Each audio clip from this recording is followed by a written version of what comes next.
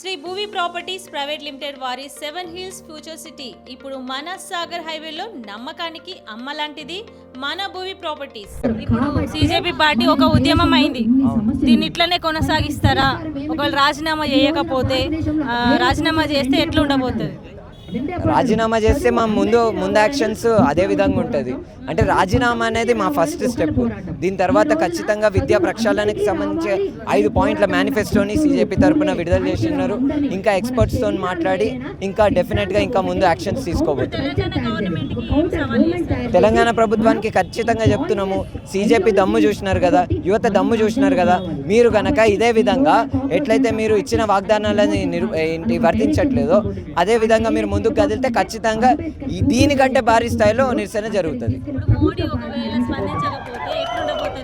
ఖచ్చితంగా ఇంకా ఉధృతంగా ఉద్యమం ముందుకు కదులుతుంది. రాష్ట్రాల నుంచి వచ్చారు.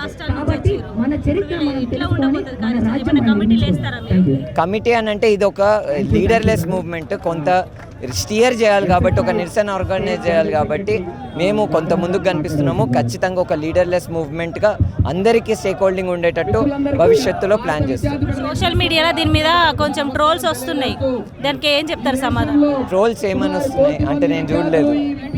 పారడీగా చేస్తున్నారు, కామెడీగా చేస్తున్నారు, ఏదో టైం పాస్ కి పెట్టిరు అంటే వాళ్ళకి పని పాట లేదేమో. అంటే ఎవరైతే బీజేపీ సోషల్ మీడియా వాళ్ళు ఉన్నారో విద్యా సమస్యల మీద చాలా ఇష్యూస్ ఉన్నాయి, వాటి మీద సోషల్ మీడియా ట్రోల్ చేయమనండి.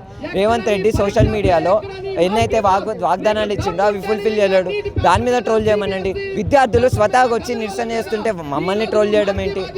అంతే. విద్య మొత్తం కార్పొరేటీకరణ అయింది కదా, దాని మీద ఏం చెప్తారు?